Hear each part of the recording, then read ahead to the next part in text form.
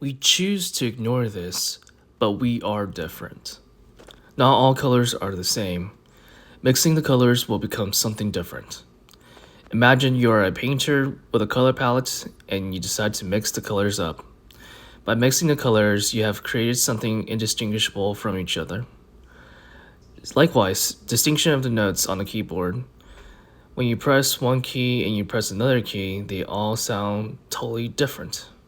They're distinct. When you play the keys all together and form a sound and play multiple chords, as we call it, then you've created something called music. Hello, this is V, the Crusade, and if you haven't seen my previous videos, I highly suggest y'all guys do so. I cover a variety of topics regarding the subject matter. Now, back to it. This is race. Essentially, race is a shared interpersonal physical survival power dominance that defines dominance through nature. It is the ability to survive and protect women and children that defines race. So, through centuries, we have the white race, we have the Asian race, we have the black race, or I should say the Afro or African race, and then vice versa. So, and then within those races, we have the ethnicities, you have different groups such as, so for instance, the white race, you have the French, you have the Germans, you have the Celtics, you have the Scandinavians, you have the Italians, you have the the Spanish, you have the English, and so it goes on and goes forth. But needless to say, all these groups, they submerged from centuries, from years of survival, from dominance, from passing their heritage to the next generation, to the next. And so what happens when you mix them together? They become indistinguishable from each other. And that is systematically what is going on here. There's something called Anarchotyranny. A quote from Samuel Francis from the 90s. Essentially, he coined the term Anarchotyranny, and it's a system that promotes greater punishment for less severe crimes and lesser punishment for much severe crimes. For example, we have the recent Shiloh Hendricks case, and I'm not going to go in too much detail, but she said some words that people will think that she shouldn't have said, and she was put on trial, and she's punished for a crime as though she had robbed the bank or something. Like, it was just insane. And then, so that would be one example. And then they may be nice to you. So essentially, your people, like every day that you go to work, every time you go out to your typical social circle, and you may see a variety or a diverse group of people, and they may be nice, but in the end, people are tribal to their ethnicity and race. I remember going to school before, and my teacher decided to give us an assignment on immigration. So we had to choose our side of the issue and argue against or for immigration. My classmates were definitely divided. It was totally diverse. You had Asians, you had whites, you have blacks, and not that many blacks, like one or two blacks, and then you had Hispanics for certain. So, and through that, you pretty much get a pretty diverse or a split conversation between different classmates. So their identity determines their actions. So what I mean by this is I have this Asian classmate who migrated to the US, and she was definitely for migration. She supported migration because she firmly believed that it is a human right to migrate. And obviously, she migrated herself, her parents migrated her, brought her overseas to America. And therefore, she would define an American as someone who has migrated to the country, to the US, who work hard and supports their family. However, that's not the definition of an American. And immigration is just the act of moving around and not necessarily establishing a country. So there goes my point. Bias.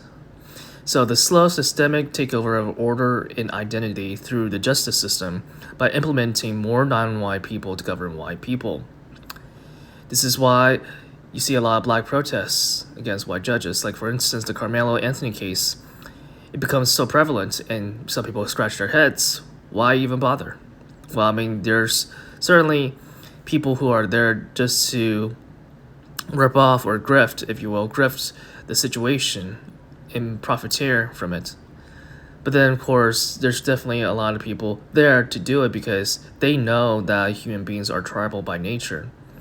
It is for us white people to decide whether we tribe up and collectivize, or it'll be too late. Now, no matter how nice people are, no matter how very, very assimilating some or exceptionally some people are, they will always be part of their tribes, which is fine, and I expect that, but we need to form our own group together.